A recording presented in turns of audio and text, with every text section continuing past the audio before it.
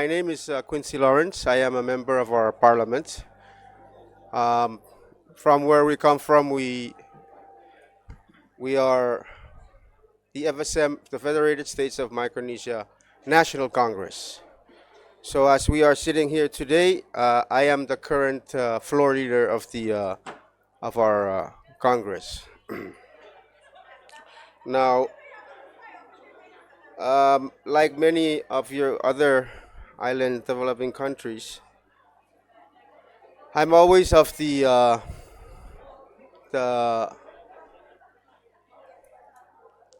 having the pride to having called our countries not small islands but rather large ocean states or countries, because really we live um, by the water, off the water, and from the water.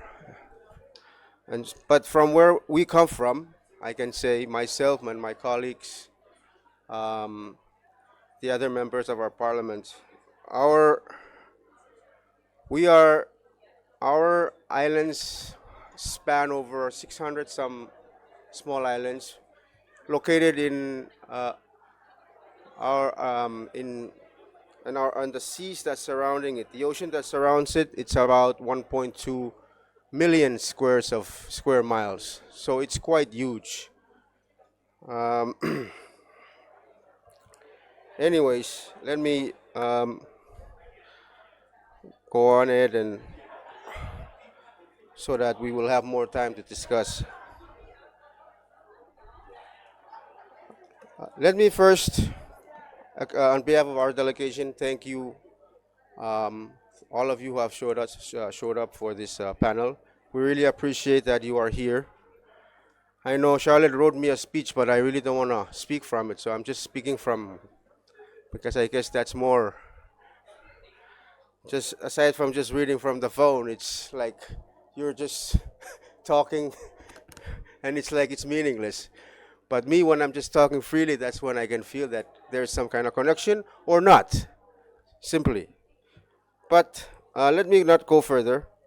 I will start with the introductions, and please bear with me because we had little time to prepare, but we wanted to have this opportunity for us, all of us, to just talk, discuss how we can move forward with the challenges that we face today, and how we can help out each other, so that all of us together as one can soar out and the whole world can hear us.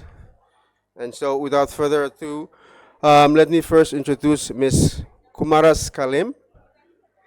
She is the Director for the Sustainable Environment Programs, Conservation and Environmental Protection Authority in Papua New Guinea.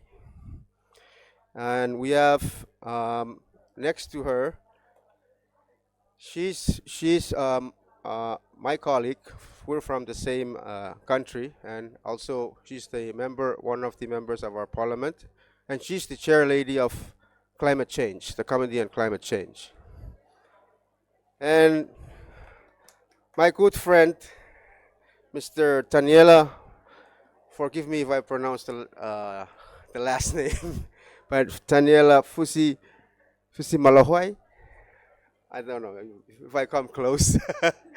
He's also the member of the Tongan Legislative Assembly of Tonga, member of the parliament.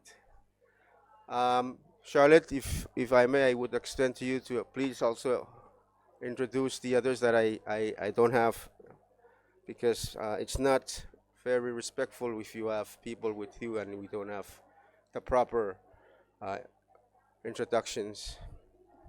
So I know I'm familiar with the gentleman here, but I just can't put the name, and I'm sorry. I know you probably have done a lot, but it's just me that it's not really being exposed to all of this. This is also my first time here. It's not an excuse. I'm just here to just work, do my best, and really try and do come out of the conference and bring back home what what we think would be the best for our small island country moving forward in terms of facing climate change. So let me now turn over to the next part of the program, which I think, but then again, I'm sorry. I'd like to thank our organizers for organizing this event for all of us. Thank you, and let's. I'll now turn over to so we can. So much. Just checking that we are streaming and that this is working now. So I just want to add my warm welcome to all of you for joining us, and to Floor Leader for your initiative, to Charlotte Senator for your initiative in bringing everybody together at relatively short notice. So my name is Marlon Munira. I'm the Chief Executive of Globe International.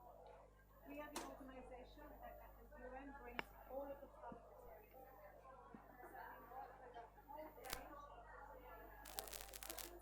Some of them have their logos on the screen behind you. You may be familiar with that some of those are in association. We have many, so they're part of our membership. But so this is the first time at any COP in 28 COPs that we've had a designated space. And so my, hats off. This should be working. It's not working fine. So it's very important that you.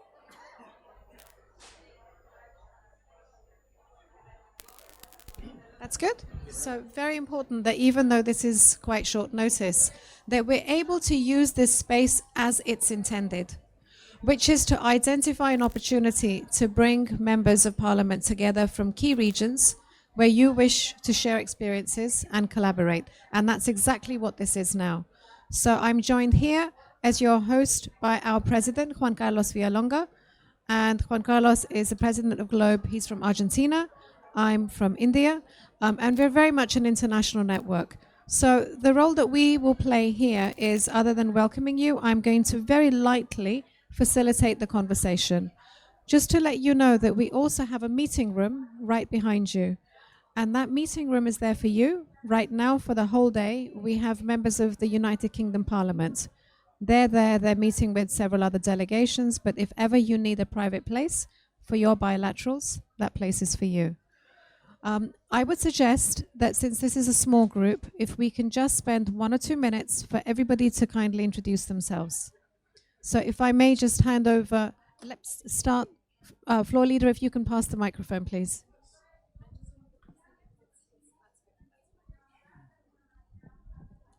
I'm Fabian Nimia. I'm also a member of the Congress of the Affairs States of Micronesia. Good day. My name is Yvonne. I'm with the Conservation Environment Protection Authority, Papua New Guinea. I'm Daniela Fusmalo. I'm a member of parliament from Tonga. This is first time for me to come to COP, but I'm also a member of our standing committee on environment and climate change. Okay, my counterpart. Thank you. As mentioned previously, I'm a member of the Congress of the Federated States of Micronesia and the chair lady for the Climate Change and Environment Committee. And I'm honored to be here. Thank you. I am K. Kumar Skalim. I am the director for the Sustainable Environment Programs in Papua New Guinea. But I'm glad to be part of a parliamentary representative here discussing. I think water is very close to us, and especially ocean. So I'm glad to be here. Good afternoon, all. My name is Benedict Koye. I am a climate change adaptation technical officer with the responsible climate change organization in our country, Papua New Guinea. And I'm here just to sit in the discussion, supporting our panelists in these discussions. Thank you. Juan Carlos Villalonga from Argentina. I'm former national deputy. I'm president of Globe. Thank you so much. So this afternoon, what we thought we'd do is have a conversation in 2 structures, so 2 halves. So the first, the reason that why we've called it the spotlight on oceans and the small island developing states. And I love your recharacterization of it, Floor Leader. As you say, they should be large ocean states. It is a very different mindset that then one comes to the issue with. So we thought that what we would do is enable a conversation to take place about what the current experience is with legal frameworks that are emerging from the SIDS themselves in terms of ocean protection. And in the second half, we will be joined by legal experts. I believe one of them is joining us by Zoom. Yeah. In the first half or the second half, Charlotte? Yes. In the second half.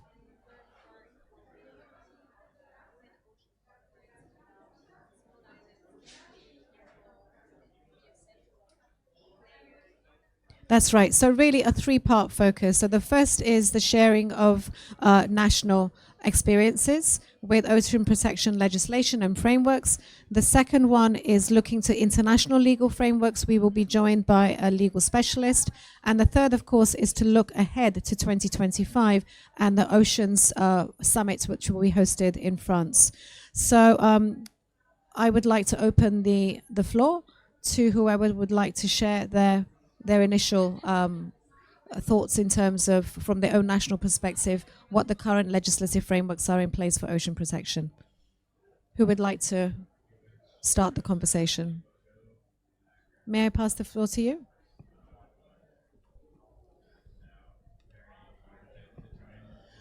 Thank you. With due respect for the political leaders here, for Papua New Guinea, back then we had to put together a project called Delimitation Project, and it was basically looking at the extended continent shelf for the country. And it was through that project that we realized that we didn't really have a framework in place to look after the marine areas. So we got together as a project team and we called up the Commonwealth Secretariat to come in to help us out. Through that arrangement, even though the delimitation project was ongoing, we brought in Commonwealth Secretariat to help us put together a framework that would really provide the framework to do everything within the marine space. So through that process, we now have what we call Maritime Zones Act 2015 that came in place to provide a framework for various organizations who are implementing their own activities in the marine area. So we talk about discharges, disposal, which we have a legislation that our National Maritime and Safety Authority sort of leads. We have the environment side, which really Conservation and Environment Protection Authority leads. We have the climate change, which the Climate Change and Development Authority leads. So we've got various legislations, so we needed a framework.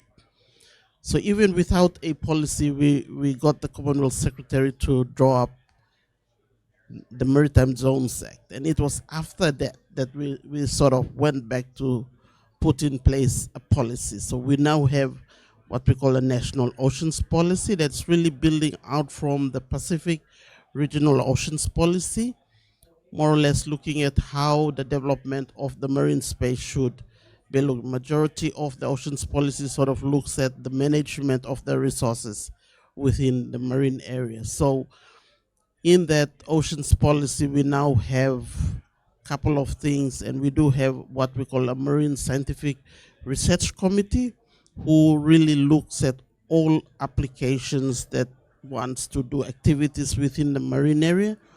And so we get all of the research vessels coming in that goes through that process. With that, we've just completed, we're just working on an implementation plan under the Maritime Zones Act that will also help us coordinate all existing agencies that are doing work within the marine area to continue doing what they're doing. But for conservation specifically, prior to the Oceans Policy coming in place, we've put together a protected area policy, National Protected Area Policy, which was more targeting the marine protected area in the country, both terrestrial and marine. So that legislation is currently going through its final journey, going to be tabled in Parliament, our next Parliament. And we give thanks to our current Minister, Honorable Simo Kilepa, the Minister for Environment, Conservation and Climate Change, who has really took that up as his personal agenda to take it this far. So if that bill is now passed through the parliament and it becomes enacted, then we will be in a better position to now look at how the communities, the coastal communities within each maritime provinces are doing their work. And we really want to promote what we call locally managed marine areas through under that bill. So hopefully when that act comes into force, then we can be able to do a lot of the current work that we do in the marine coastal communities effectively, and there will be some legal basis for it to be. And as much as possible, we are now going through a review of the Maritime Zones Act to bring in some of the changes, and we've got SPC in to help us review, and where there is need for regulations, we want to build in regulations to cover waste disposal into the marine area, the other development activities, because I think in the Pacific, all our Pacific colleagues know that Papua New Guinea is the only one that also opted to do offshore mining. And so we have that agenda still with us. So while that is being delayed, we want the conservation efforts to take precedence. So at least we guide the extractive industry to comply with all those conditions as part of those pieces of legislation. So yes, we do have a national oceans policy. We have a protected area policy. We have a protected area policy implementation plan. We're working on a national oceans implementation plan under the national oceans policy. And there's a couple of revisions going on, including the Climate Change Development Authority's law, as well as our National Maritime Safety Authority's legislation as well. I'll stop it.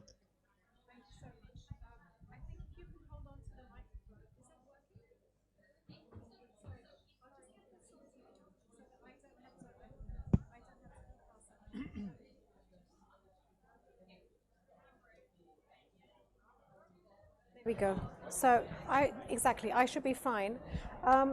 May I ask you a question? So in Papua New Guinea, you've mentioned that there has been pre-existing regulations and policies in place, but that of course now you have a framework legislation. Is there a major difference between the protection of the land environment because of the presence of the extractive industry for many decades?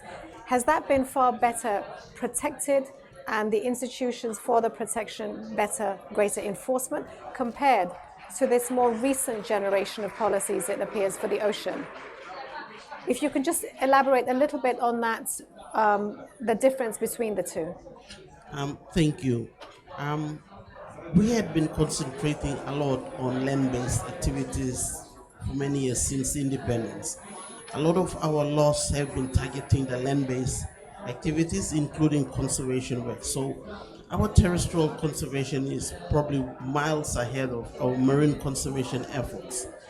It was only lately that we've started to go through thinking more in what mechanisms to use, what strategies to put in place to help us roll out conservation efforts, and especially development activities within the marine space.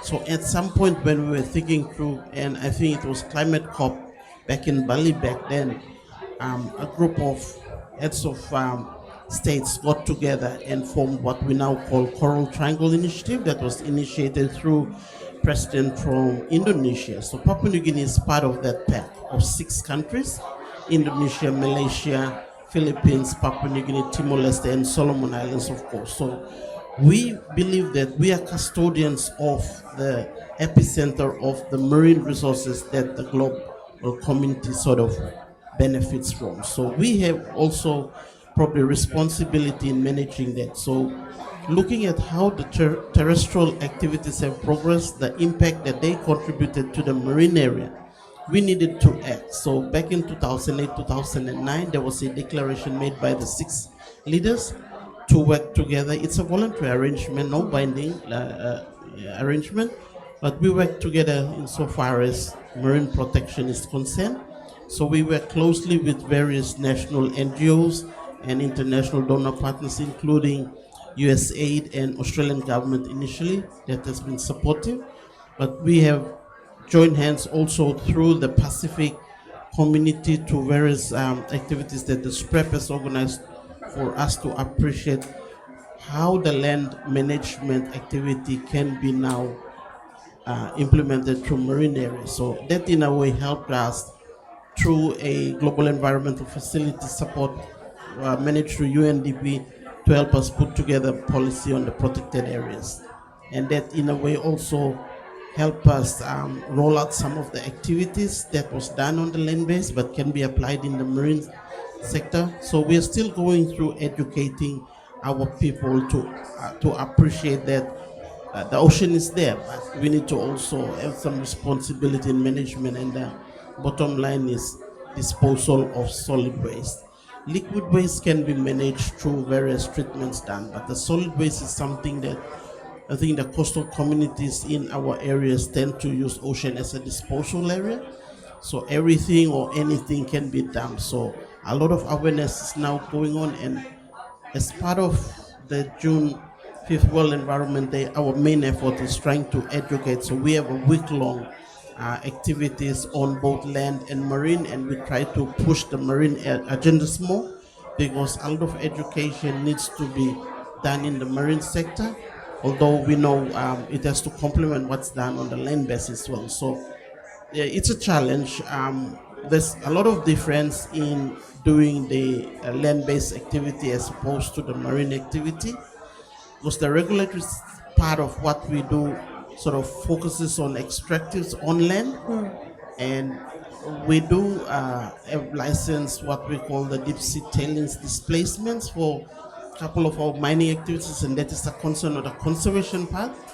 I think the main issue now is on coordination, and that is why we brought in the Maritime Zone Act to provide that coordination framework. So various other pieces of legislation can be administered and applied, and we do not have conflict between. So maybe when we have an oceans implementation plan, then all of these things could become more realistic, and the rolling out of it could be coordinated through our National Oceans Office. Thank you very much for that very comprehensive response. I have many questions to ask, but I'm going to pause.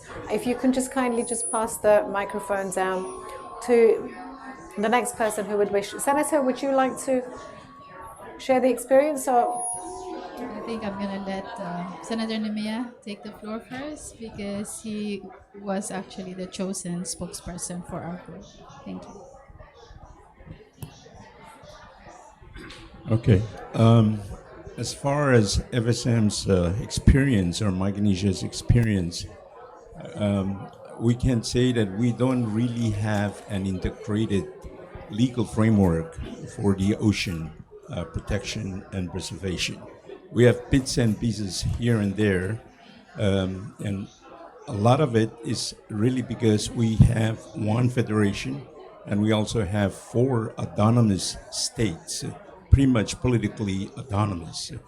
But much of what we have is really emanated from what is anchored in our constitution, which is really the law of the entire nation. So basically what the constitution provides is jurisdiction, like who has jurisdiction over whatever ocean span is. So for example, the 200 economic zone is really under the jurisdiction of the FSM national government. 12 miles from land is under the jurisdiction of the states. So the national government has power and authority over the management of that 200 exclusive economic zone, whereas the states have jurisdiction and authority over that 12-mile water space. So we do have a draft legislation that is before Congress, but the elements of which have yet to be fleshed out, and something that we will really look at, because it's very important for Micronesia or for the FSM Congress to ensure that there is effective management of the ocean, because it's not just at the very centrality of our livelihood, but it also touches on our very sustainable development.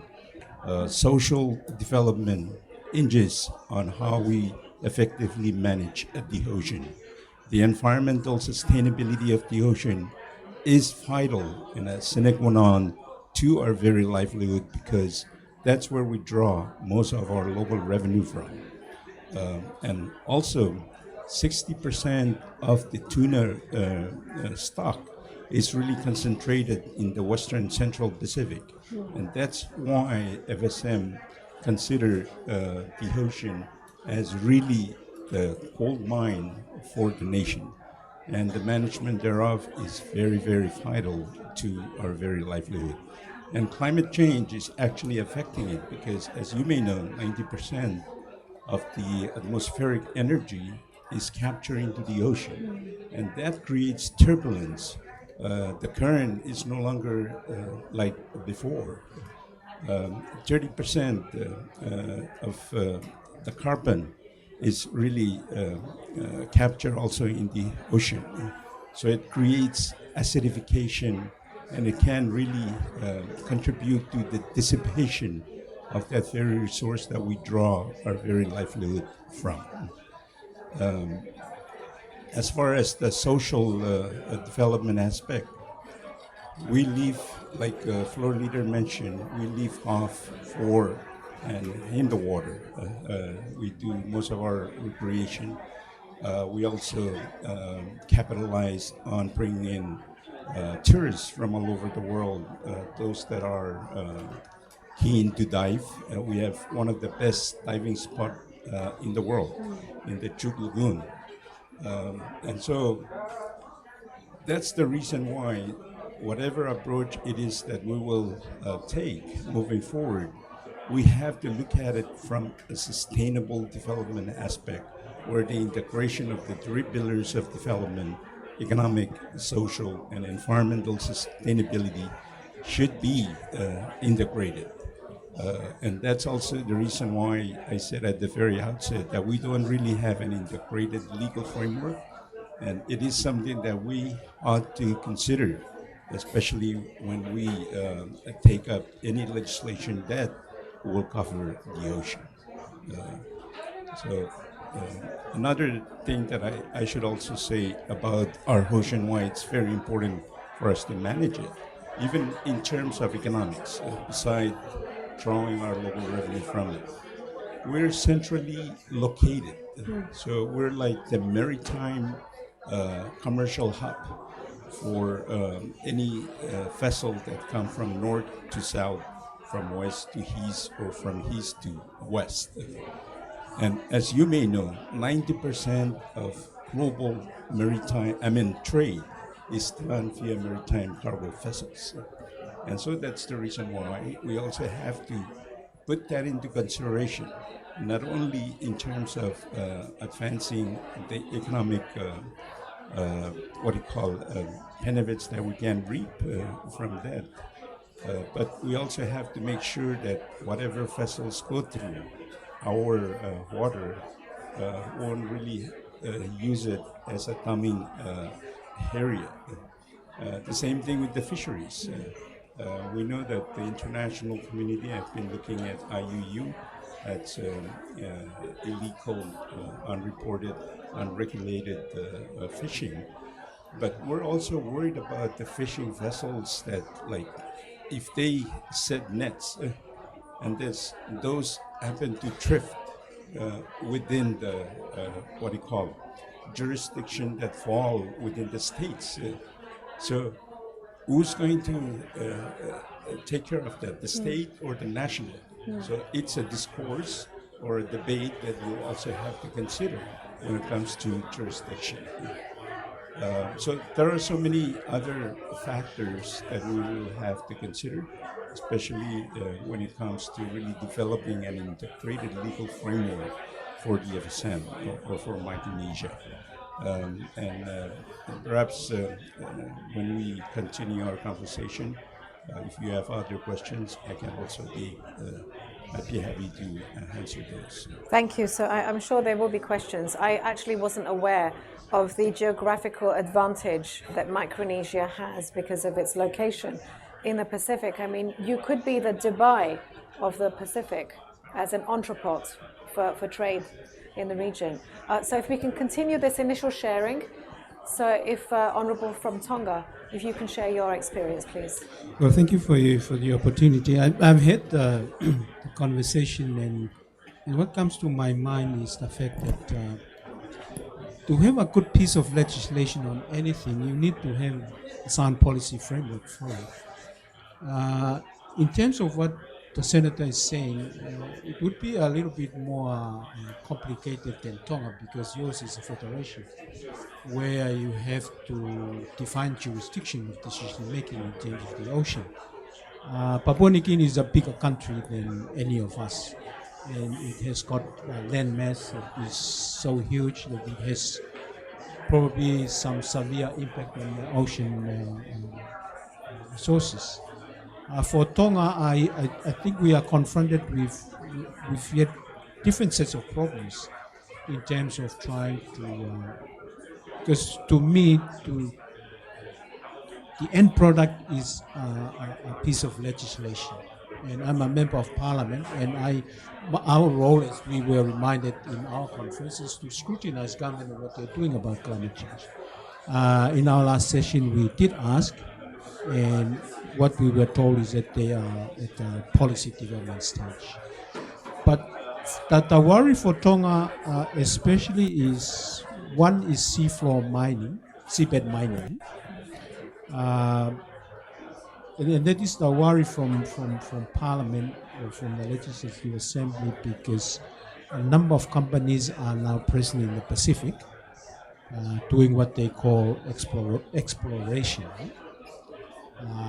At least two companies, one has been in Tonga and has left Tonga, and another one is now in Tonga. They are not reporting what they are doing to Parliament, so we are unaware of what is doing. There is no public dialogue on any of the activities that they're doing and the potential impact on the environment. We are also yet to deal with illegal fishing effectively, as you were saying, and because we are not yet to, I don't think we are yet to sign the treaty on the high seas. We are still working on the process. And at the same time, we have the presence of fishing fleets from countries like China and other countries which are yet to properly license in terms of our own EEZ, in terms of fishing rights. I'm aware that some fishing fleets are present in some of our regions, probably I think Kiribati and Tuvalu with fishing fleets from the US. But then we hear the climate change impact on the ocean. The tuna is slowly moving eastwards from our area towards Tahiti. And I was in Tahiti last year, and they were saying that if you want to get bluefin or other high-priced species of tuna, you have to go further up near Argentina. Right. Because that's the impact of warming up of the ocean. So you don't find the number of companies that were in Tonga in the 80s and the 90s. They have actually left or go out of business. So other companies have gone up to Cook Islands and Tahiti to get near the stock. But coming back to the issue, I think we are confronting individually with unique problems, but they need the same solution. She's talking about the policy framework that are being developed, the same in Tonga. But to me, if you fail to develop a good, sound policy framework, you won't be able to develop a good piece of legislation that would be. Remember, it's administration, and it comes to parliament, and that is politics, and we vet the legislation. And if we fail on anything that the administration does not define very clearly, or make sure it is in the legislation, then the total effort is failed.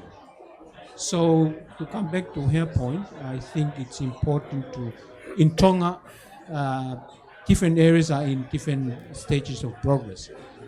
Conservation and protection in the terrestrial environment is far more advanced than in the ocean.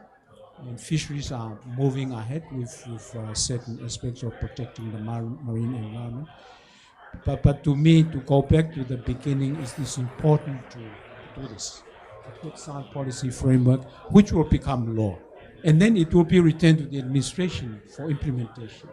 But I think if we don't do it properly at the initial stage, I think the data is available, the information is available to us. It's a matter of accessing them to make the appropriate policy statements and decisions, which will go into law and come back for implementation.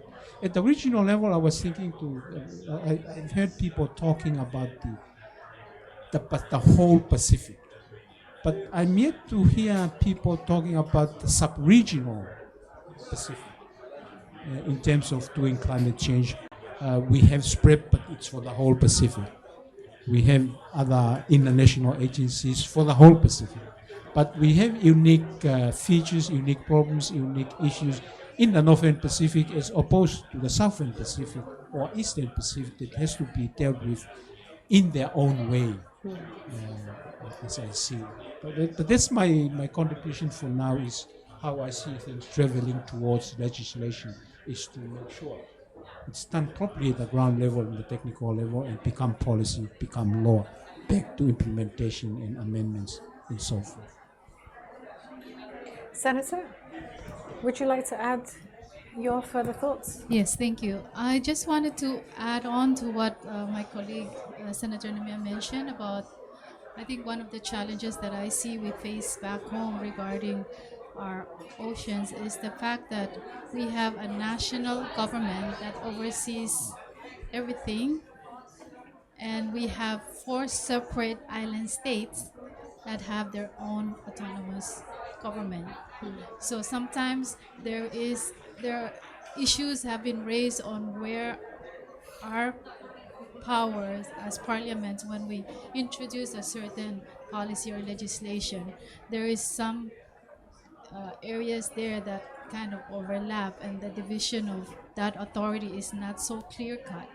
So we've run into challenges where policy might be put out, and yet there's resistance from the other island states because they feel that it is an encroachment of their own authority.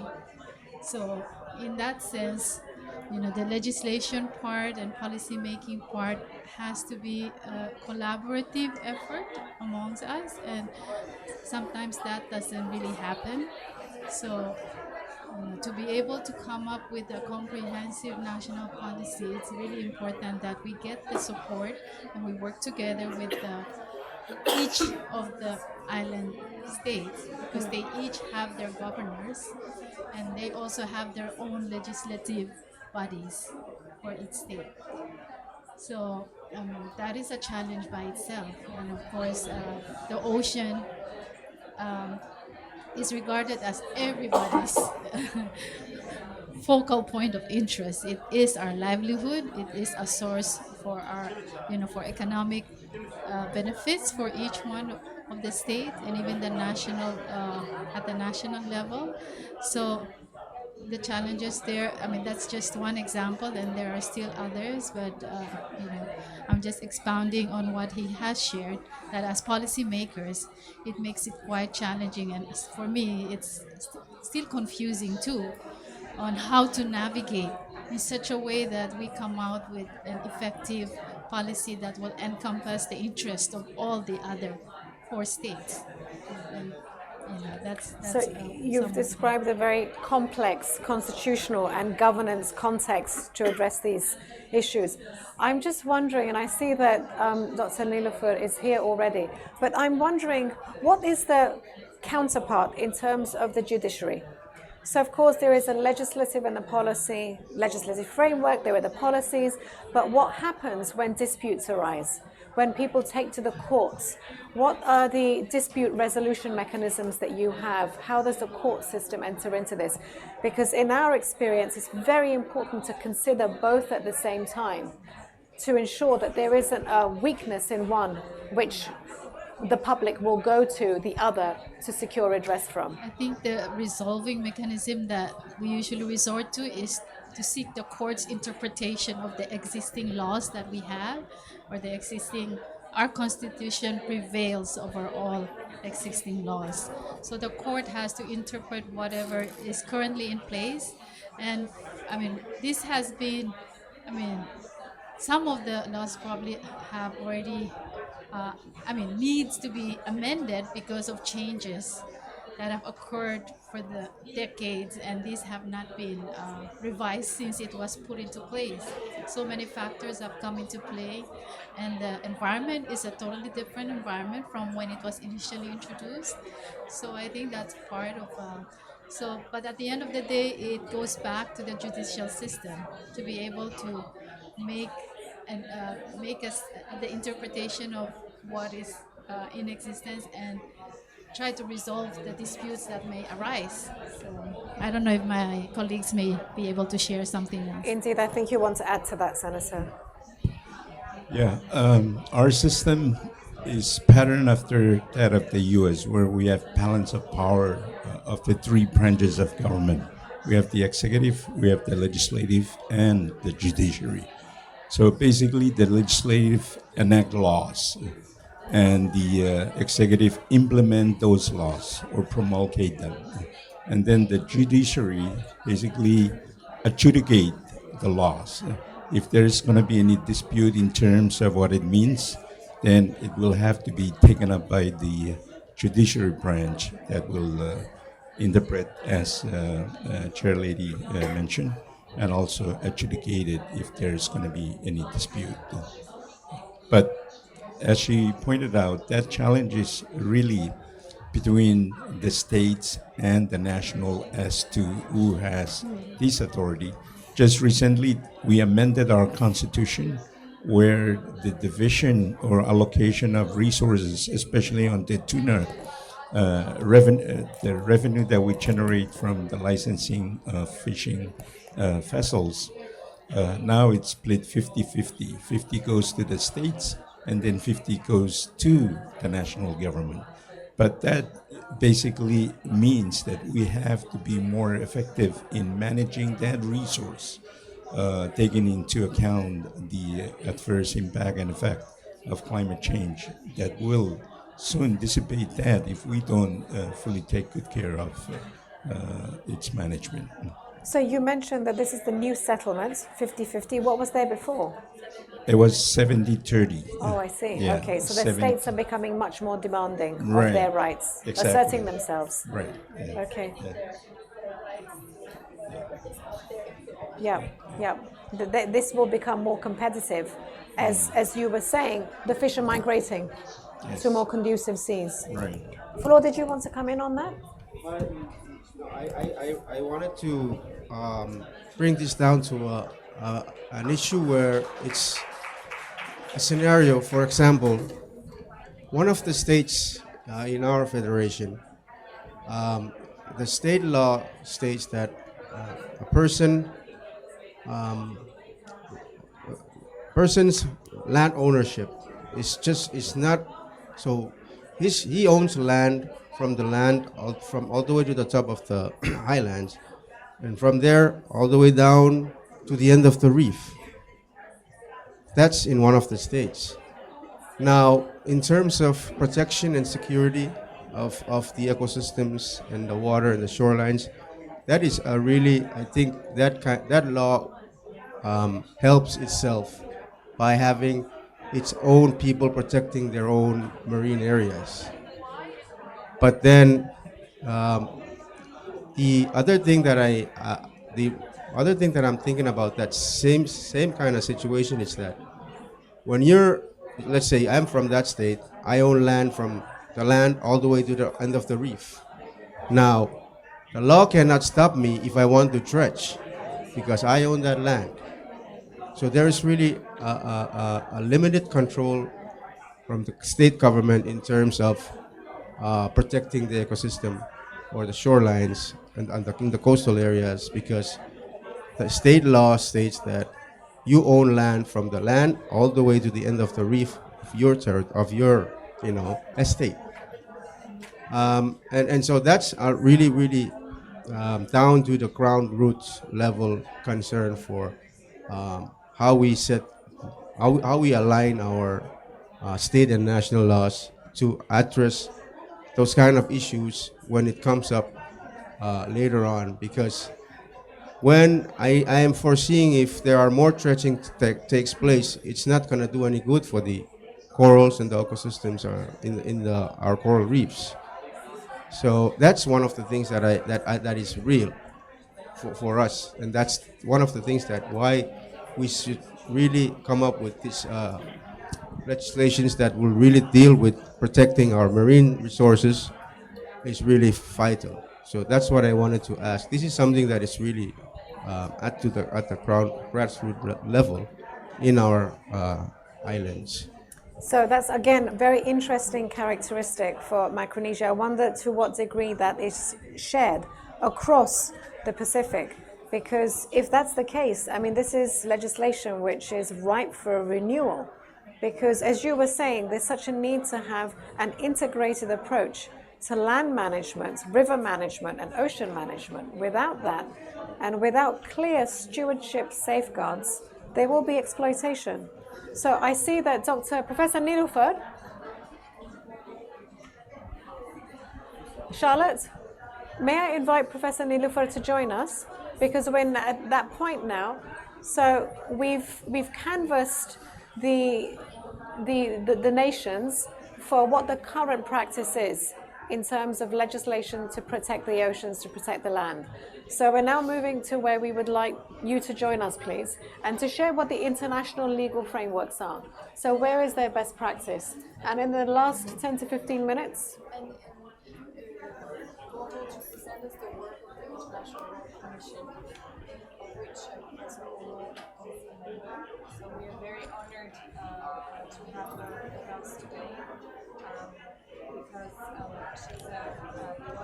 few international jurists at the International Law Commission, which is an extremely prestigious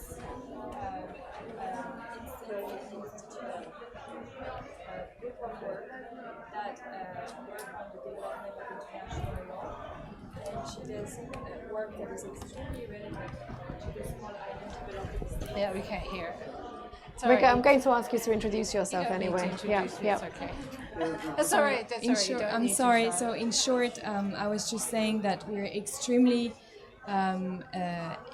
grateful for Professor Olo to be here, because she's a member of the International Law Commission, which is she's one of the few international jurists working with that commission, and she's extremely busy. So thank you very much, Professor Olo, for giving us a bit of your time, and we would be very interested in learning about the work of your commission, because you have a project that is very relevant to small island developing states, I believe. And if you could explain and share to our members of parliament what your commission does, because I'm sure they have not heard of the work of your commission before. Thank you very much. Thank you, Charlotte. I'll just hand over the microphone. And of course, I think the last time that we met was in Rio. You'll remember, through the work of Justice Antonio Benjamin and the World Commission on Environmental Law. And if I recall correctly, that was in 2018. And that was the first time in the conversation around the environment and climate change that the oceans and marine health and marine protection was put on the agenda of jurists. But that's a long time ago. So if you can just bring us up to speed where things are now. Yeah, thank you. I mean, maybe I won't just limit myself to the work of the Commission since the issue is on climate and ocean. And thank you so much for the invitation to be here. And I'm not too busy. Always, as I was telling Charlotte, I'm a member of the International Law Commission at the United Nations. And for us, we are absolutely committed to working with particularly the small island states or large ocean states on these issues of climate. So I'm very happy to be here. And you mentioned 2018. Well, Yeah. thank you. That's wonderful Yeah. to remember that. I actually have been working on ocean and climate for a very long time. Yes.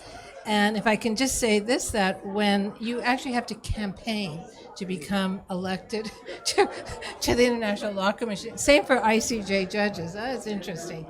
And at the time, I remember part of my campaign was actually, I did a presentation on ocean and climate. And so I like to think of myself, I don't mean to be modest, but I do think it's important that it's something that I've been working on for a long time. And a lot of people don't know either that in the Paris Agreement, I was at the time a member of the Turkish delegation, a negotiator. And if the language of the ocean in the preamble was actually initiated by myself in that capacity. And that's when I learned how ocean resistant this UNFCCC is, frankly. They didn't want the ocean in there. And in fact, they came up to me and said, please don't push the ocean. So we've come a long way. Now there's Ocean Pavilion, there are a lot of ocean events going on, but the ocean is not mainstream. It is ocean dialogues. And yet, I mean, we know how important the ocean is. I just came from a SIDS event, and basically, without the ocean, we're gone. And so the UNFCCC system, unfortunately, is late in recognizing that. And so it's very critical that we work together and really pushing the ocean agenda under the UNFCCC, but everywhere. And the work we're doing in the International Law Commission has to do with looking at the consequences of climate change on maritime zones, boundaries, baselines. And that's not a technical issue because it comes down to a huge area of ocean space with natural resources over which the coastal state has exclusive sovereign rights. It's a very valuable resource. It's so critical to hundreds of millions of people's livelihoods. And so sea level rise is impacting that. Also, we're looking at issues of statehood, continuity of statehood, as well as protection of persons, human rights, all these issues. Why is it important that the International Law Commission is examining these? Because we are a subsidiary body under the General Assembly of the UN. And our direct interlocutor is the General Assembly through the Legal Committee, which is the Sixth Committee. And the work we do goes directly to the General Assembly. And the General Assembly, through the Sixth Committee, comments. We actually have an interactive relationship. And just to let you know that since 2018, when we first put on our agenda the issue of sea level rise in relation to international law, at that time, I think there were a lot of questions about what the outcome would be. Of course, there was concerns that our work would interfere with the Law of the Sea Convention, which we made very clear that it would not. But I can tell you in that time period, things have evolved very quickly. Pretty well, there is a very strong consensus among states, member states, of the need to secure stability, certainty, and legal predictability concerning maritime zones or existing rights. And so at the time, there was questions about whether you could preserve your baselines, you could preserve your maritime zones, the exclusive economic zone due to sea level rise. But I think right now we see a very, very clear and strong trend where states are saying yes, including the U.S., Japan. That's so important, and it shows that the UN can actually, sometimes we question the UN, but this is a case where we see that there is a coalescence. And a lot of this was driven actually by the small island developing states. The Pacific Islands Forum, for example, they have really been at the vanguard. So we see things moving. The sea level rise was brought up in the Security Council. And again, you had lots of statements, again by states, about legal certainty, predictability. I always get it mixed up anyway. But what we're looking at is ensuring stability of relations, avoiding conflict with states, and the importance of preservation of existing rights, basically.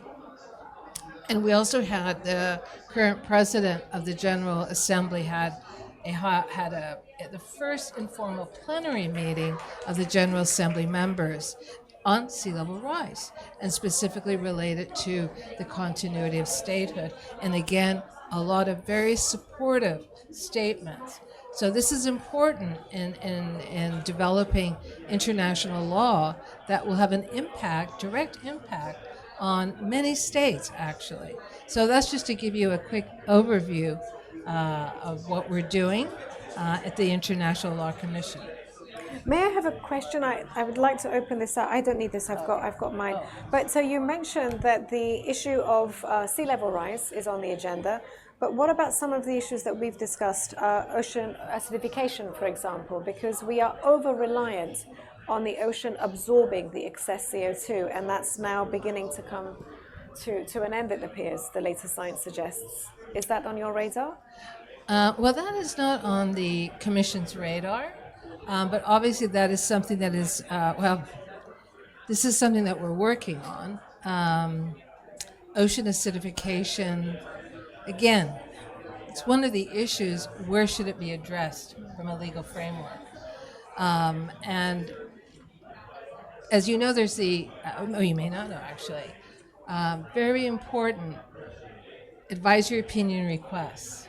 Are you aware of this? So, the Commission on Small Island States presented a request for an advisory opinion to the International Tribunal for the Law of the Sea on the question of the obligations of states to protect and preserve the marine environment that includes ocean acidification. And there was a hearing held in September. Over 30 states participated. So it's interesting to see that pretty well all states, not every, but close to all states, agreed that greenhouse gases constitute pollution. This is very important because carbon dioxide, excess absorption by the ocean, carbon dioxide is the reason for ocean acidification. So once we establish that there is a legal basis for this, and under the Law of the Sea Convention, a very clear obligation to protect the ocean from this carbon dioxide that is causing ocean acidification and ocean warming and change of chemistry and stratification and sea level rise, then states have to take action. And I know you're parliamentary members taking legislative action. Yeah. So it's very important. We're waiting in March for the outcome. The ICJ has also been seized, and that was an initiative driven by Vanuatu. And by consensus, the General Assembly adopted a resolution for this request that covers a far broader range of treaties beyond oceans, but the ocean is included. It involves biodiversity, human rights, of course, future generations. But again, here we will have guidance to states. That's why we have the advisory opinions are really to provide guidance to states as what your obligations as states are under these treaties. And in the case of the Law of the Sea Convention, to protect and preserve against the adverse impacts of climate change, such as ocean acidification. And of course, that would apply to land-based sources. Yes, Yeah. yes. So. Thank you so much. So we're just going to pause that there because we now have our next speaker who's been able to join us. So if you can just, are they able to join us directly? We can actually have Professor Oro and the senators actually interact because this gentleman is in charge of the UN Ocean Conference and is going to explain actually what can be maybe the role of SIDS in this process as it will be organized next year and then in France in 2025. So it's more of a discussion. We have his name. I can move. Why don't you? Yeah, we should be able to see him here. We no need to move because we should be able to see him here, and then they'll be able to see him on the screen.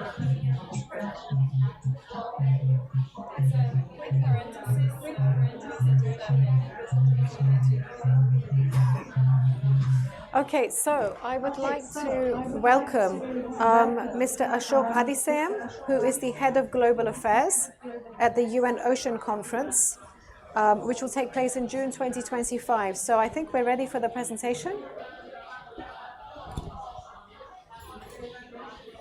Hello, can you hear me?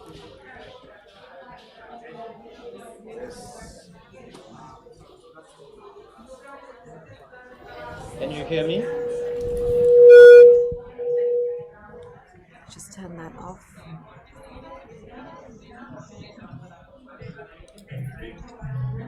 Just that. So that's mute. That's mute. Oh, if we then there won't be feedback.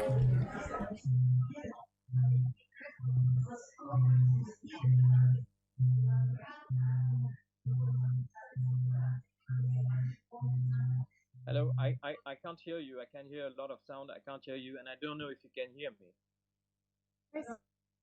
Coming through. He's coming from the television? Okay.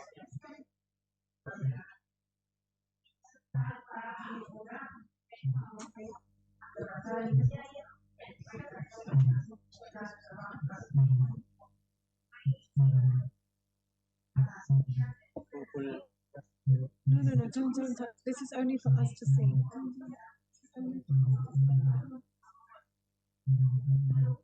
Hello, sir. Can you please talk? Yeah. Just to do my test. I'm very happy to talk. I hope I'm heard. I will try. Yes. Getting that. Yes.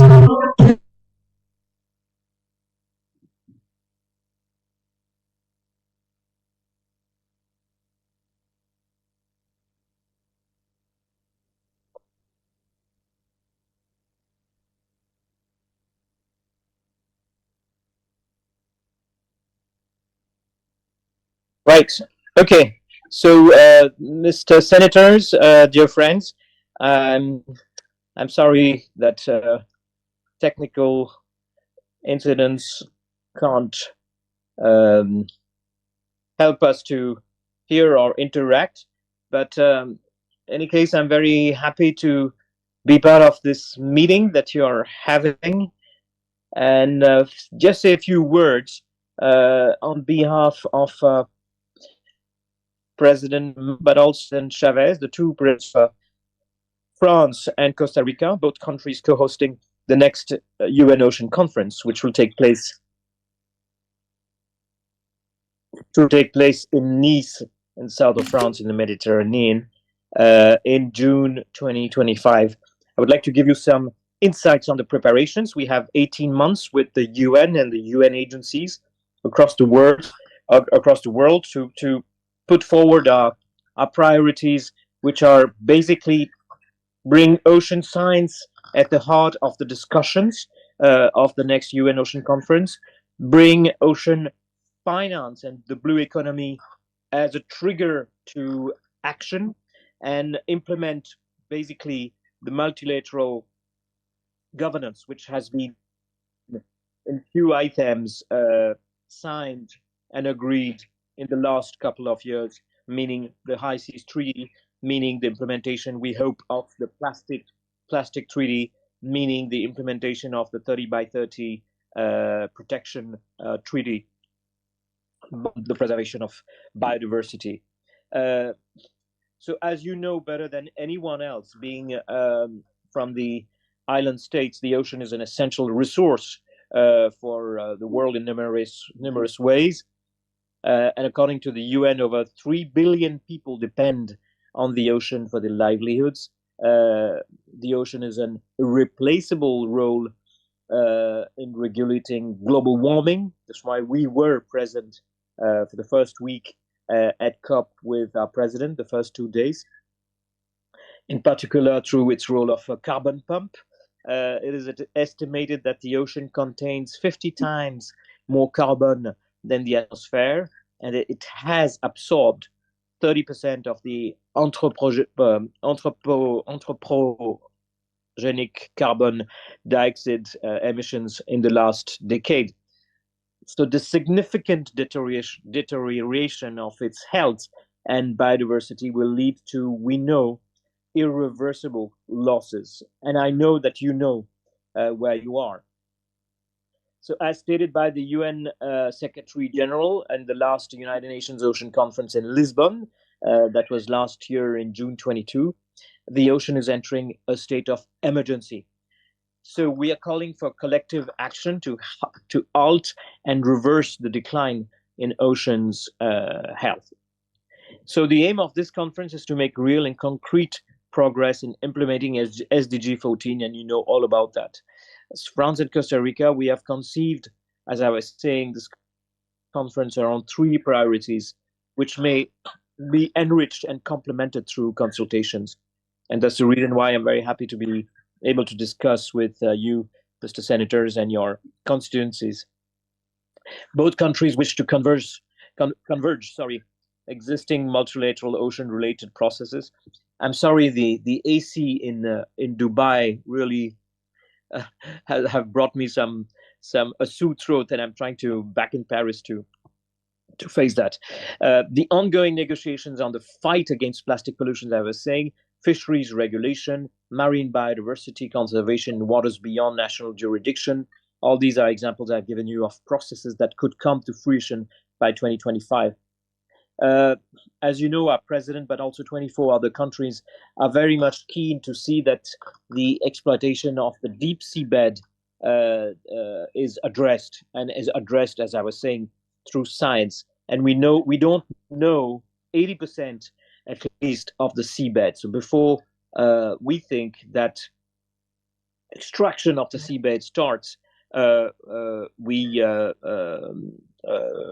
make sure that we finance science to know better about the seabed. And for that, as Professor Oral of the UN International Law Commission just now spoke, that intricacy between science, but also, which means a framework, but also the legal framework, is very important for us within the UN Ocean Conference to work not in silos, but try to create a dialogue between the legal framework, but also the scientific framework, which needs to be developed. And I'll come back to it. So, as I was saying, these are the three priorities, and what we want to put forward in the dialogue of the UN Ocean Conference is 3 main topics, which would be the subject of 3 UNOC, UN Ocean Conference special events, which would act as a prologue of the conference at the beginning of, before the conference, a proper conference starts. So we will have a One Ocean Science Congress, which would bring together 2,000 scientists from the world over in Nice, and that is on the 4th, 5th, and 6th of June 2025. That means 3 days before the conference starts. We will have a Blue Economy and Finance Forum, which will take place in Monaco, which is 15 minutes from Nice, on the 7th and the 8th of June. And we will have a global summit on sea level rise, which will bring, we hope, thousands of coastal cities, regions, and also hopefully Micronesia, also island states, to join as a coalition, which we have called the Ocean Rise and Resilience Coalition. And we hope that 1 billion inhabitants would be represented by these thousands of coastal cities, regions, and coastal islands during this global summit, Ocean Rise and Resilience, just before the proper conference starts on Monday, the 9th of June, and ends on Friday, the 13th of June, 2025. So we have these priorities. We have the roadmap during this full year, 2024, to listen, to consult on the priorities on these three streams. Again, science, finance, blue economy, and sea level rise, in order to come not with new pledges in Nice, but new concrete action which are funded.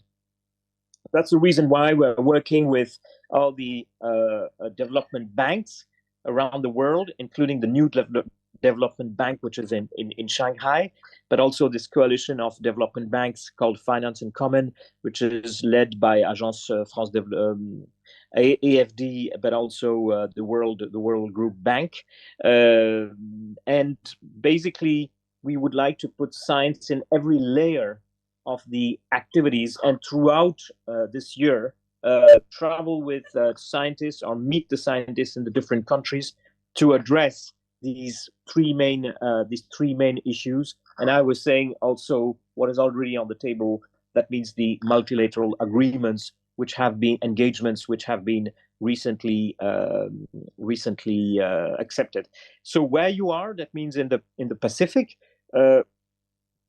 With our president, with our ministers, there has been, as you know, a lot of visits recently, this year, 2023.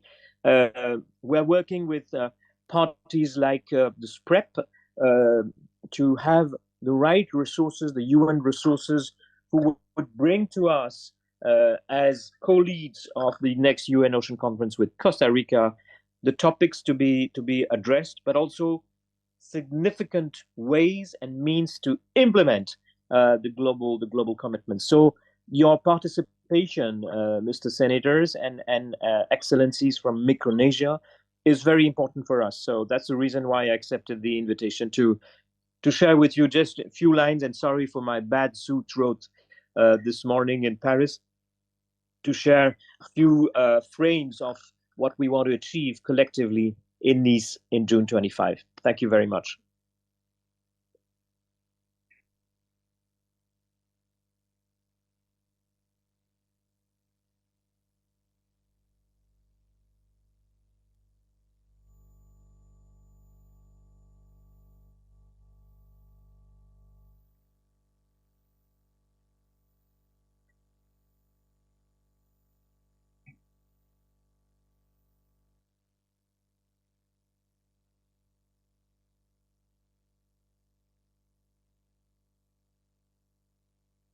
Thank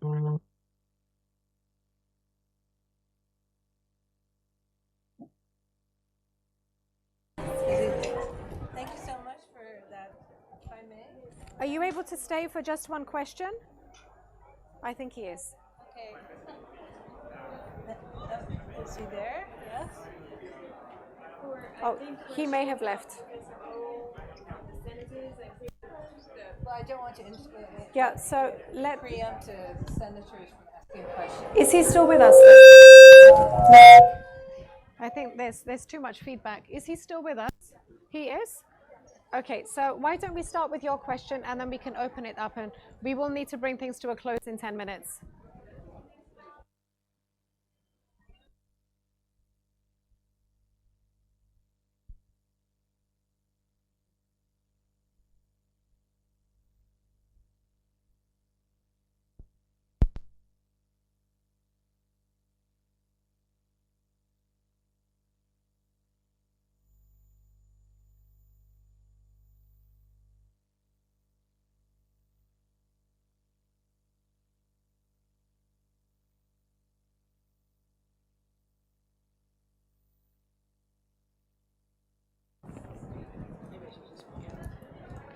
She'll help you.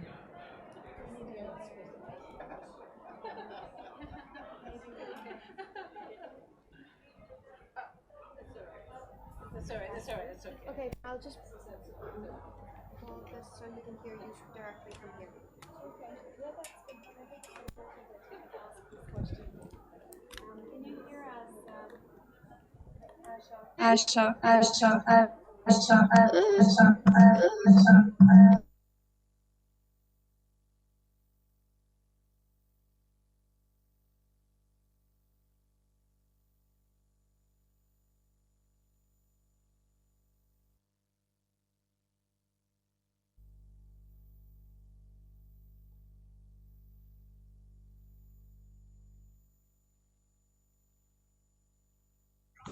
Great. Now you should be able to.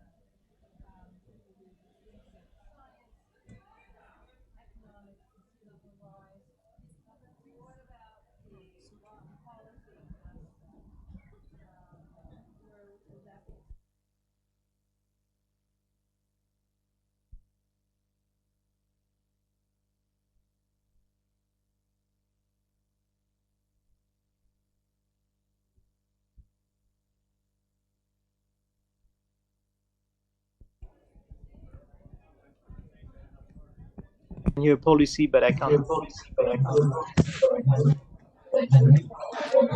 It's all right. This mic is working now. Now it's working. Apologies for that. I apologize because I feel I'm taking too much time with the question. My question is, this is obviously the UN Ocean Conference is very important, brings together thousands of people, and the stream is science, critical for the ocean, economics, I understand that, sea level rise, but I was just asking, where's the law and policy? Will that be addressed? I don't think we can hear him.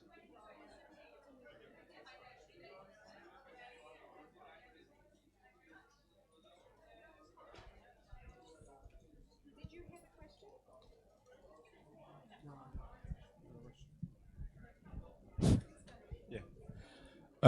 I just want to thank Mr. Adisam for, and also the government of France and Costa Rica for sponsoring or hosting that very important initiative. And I think those three major topics that will be covered are very, very important to Micronesia.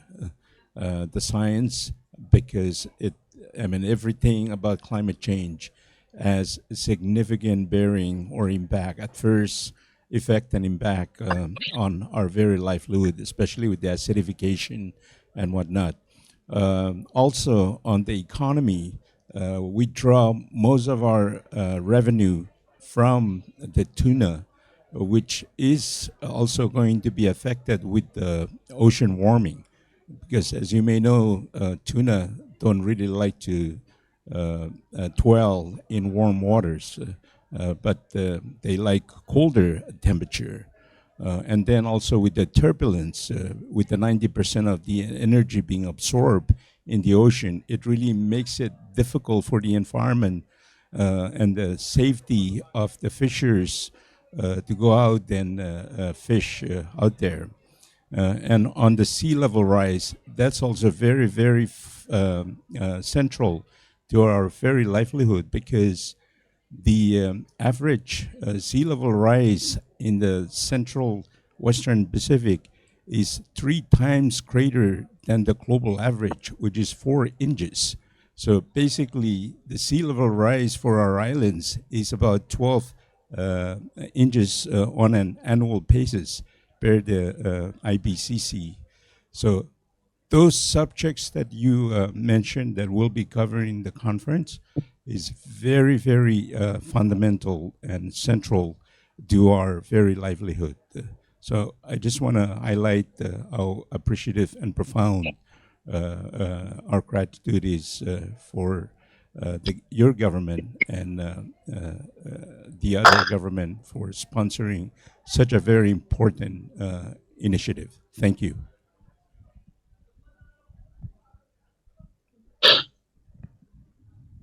I just wanted to, if I may, just wanted to speak about law because I got the word law policy. To respond that, first of all, law is everywhere. As you know, we are under the convention of the sea of the law of the sea, and we're very much under that. And this is a UN Ocean Conference, which means that everything has a frame, and this is the third UN Ocean Conference, and that means it has law in its, first of all, its framework, and it's under the UNCLOS, where the law of the sea is regulated. And when I spoke about the BBNJ, that's law. When I spoke about the 30 by 30, that is law. When I talk about the plastic treaty, that is law. And that's the multilateral scheme, which I was saying, which is the purpose of this whole UN Ocean Conference. Otherwise, it will just be an event, like we can have hundreds of events. So this is definitely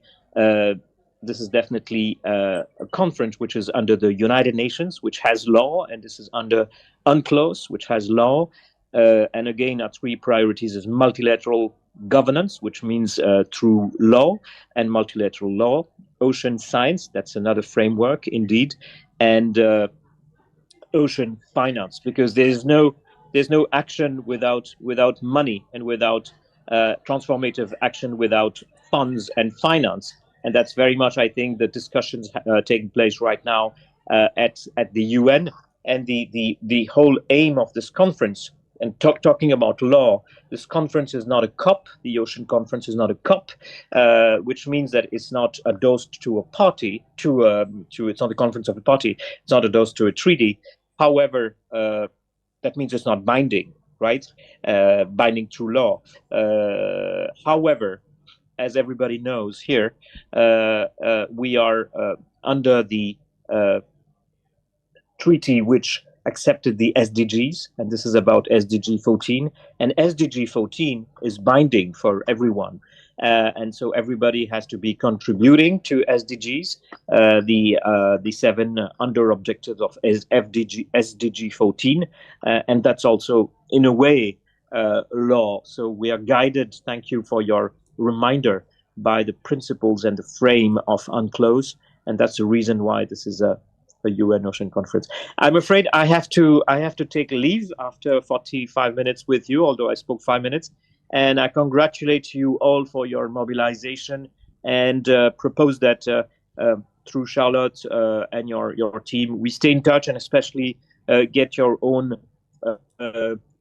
contributions in terms of not only topics, which is sea level rise, of course, but also way forward. How do you expect, not us, because we are just facilitators and we are not the ones who can change the world, but we are maybe the ones who are as organizing a platform which we hope can be a platform for transformative action.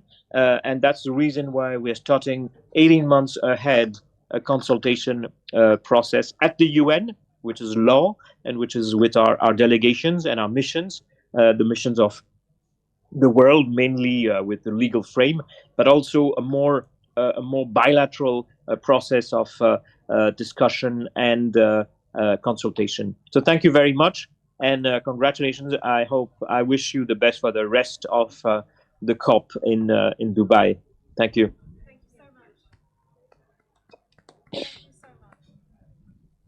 So thank you also to everyone here for being so patient. It's been quite confusing, very experimental. We haven't done this before. But I think the key thing is we now have an opportunity, a year and a half ahead of the forum. But of course, we've still got COP to get through. and to see how much attention there is to the oceans agenda, to the marine protection agenda that will be reflected in the outcome document here. So, Charlotte, how would you like to take things forward? We have just a If Professor Oral could share a few more words or closing remarks, and then I'll have the closing remarks. Senators, did you have any additional your concluding thoughts. It would be very helpful. thoughts that you would like to share? So why don't we have Nilofer, your wisdom, please share with us. Having been a campaigner on these issues, having ensured that this issue is part of the Paris Agreement, you've heard the challenges. Where next? And then we'll invite you to offer for your final thoughts. Thank you so much for complimenting me and thinking I might have wisdom. First of all, again, thank you for including me in this first ever meeting of the parliamentaries at COP. Very important. Without question, persistence. The ocean has really, I'm happy that the ocean now is taking more center stage. The recently adopted High Seas Biodiversity Treaty, we keep changing the name, but BB&J, whichever, is a major milestone for protection of marine life, ocean life in that area. We now see the ocean becoming more prominent in this COP process, very important. The UN has made climate change in the ocean and sea level rise, and I know how important it is to Micronesia because it was Micronesia that made the request to the International Law Commission for us to take on this issue. So we're also very grateful.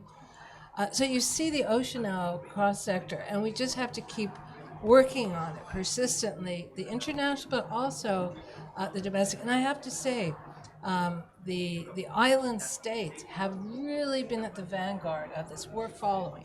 I mean that sincerely. So have to keep doing that. And the UN Ocean, of course, I'm international law.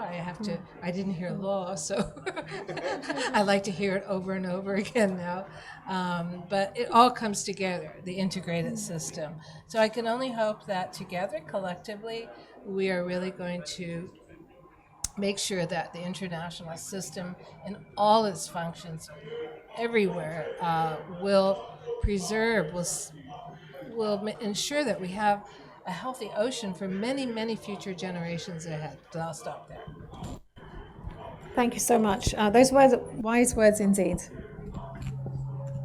Thank you for those words, and I'm just hoping that that all the states of the Pacific, island states of the Pacific, will continue to work together. I think the biggest threat for us is our livelihoods, and also the warming up of the ocean for sea level rise and intensity of cyclones is being, especially Tonga. Tonga is number 3 on the risk index, and we are experiencing all sorts of problems with the ocean. And seabed mining is in Tonga, severe cyclones, sea level rise, tuna migrating away. So I'm just hoping that the Tonga, particularly for me, and I'll be as a member of parliament, I'll be asking government what they're doing about the ocean. I've just said that they are developing policy now, and yet to submit the legislation to parliament. But I'm just hoping that all the countries will be working together, because the ocean is so important to us, so connected to all of us, that we cannot ignore what's going on. We need to work together. Yes, thank you. I'm not sure if my colleagues would like to say something too, but I'd like to just take this opportunity to thank you and your team for giving us the opportunity and the space we needed to come together in the Pacific Island, small island developing nations, to share our common challenges and learn and explore further on how we could better serve our nation and our people, and to achieve the goals that we want to achieve as parliamentarians. And this space that you've created for us to come together is very valuable, and we really appreciate it very much. And you know, we are happy that this is the first time ever that the parliamentary pavilion has been established, and I believe this is a good start. And maybe in the coming COPs, it will take more and more, it would central position in all the areas that are relevant for our island needs. So thank you so much. Yeah, and of course I thank my colleagues and the rest of our brothers and sisters from the Pacific for joining us today. And Charlotte for her instrumental role in bringing everything together for this afternoon. Floor.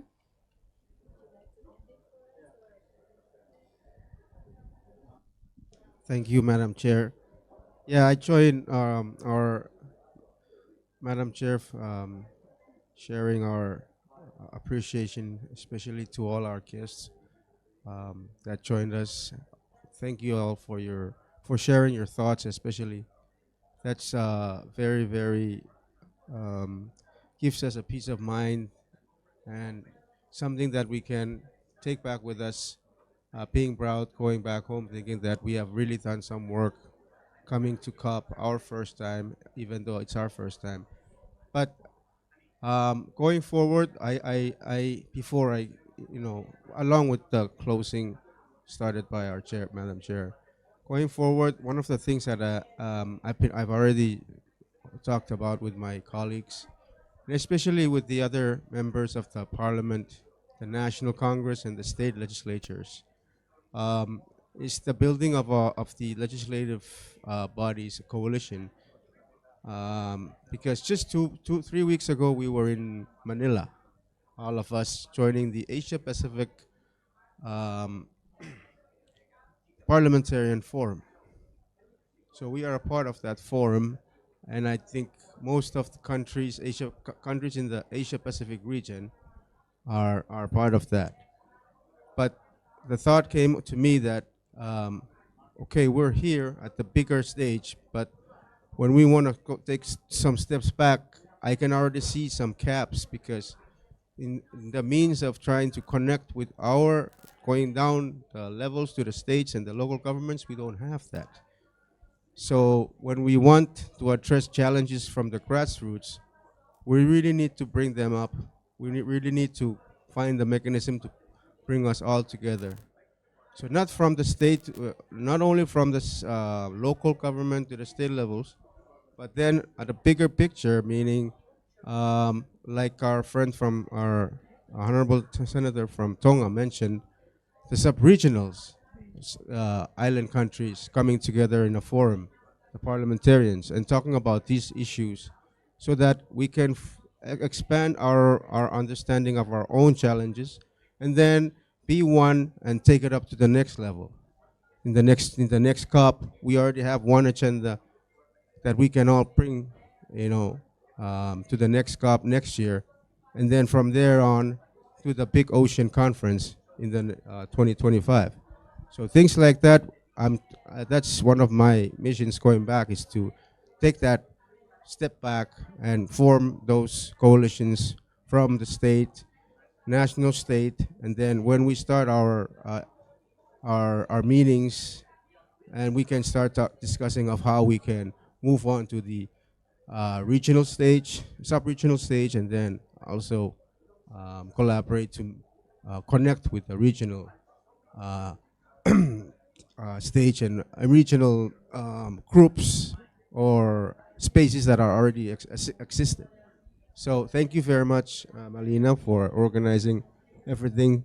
Thank you to all the key players. Although it's the last minute, thank you very much for showing up. Thank our fellow that was joining us virtually. Especially this is in that we are here, and we're just trying to absorb everything. We're just very thankful that this happened. So thank you very much, Melina. Thank you so much. I'm just going to rely on this. I think just to build on what you said, Flo. So we sincerely believe that if you have the will to organize, can really make things happen. So we had the will to ensure this year there was a pavilion, because we know that when people come together, they identify causes and strategies. So what I would do going forward is to think about a forum for small island states, specifically focused parliaments on the ocean, because we have an agenda. And we will work with our partners, the Commonwealth Secretariat, the Commonwealth Parliamentary Association. We will bring them together because somebody has to initiate it. So that will be at the level of parliamentarians. And you mentioned the important point about multi-level governance and action. So one of our partners is the local government and municipal authority constituency. They bring all of the subnationals together. The focal point is ICLE. They're one of our partners, they're right below us, and we will work with them to ensure that we have this horizontal parliamentary network, but also a vertical one. And if you wish to organize your East, West, South Pacific regional fora, the way the East African Legislative Assembly did their own, they created the East African Legislative Assembly. It's the only regional parliament. We work very closely with them in Africa, on the continent. So this is a model which is open for you to consider. So we will work with all of you. I really want to congratulate Senator, yourself and Charlotte. Thank you for taking the initiative. It was really just in time, but all good things are just in time. So thank you once again for being here.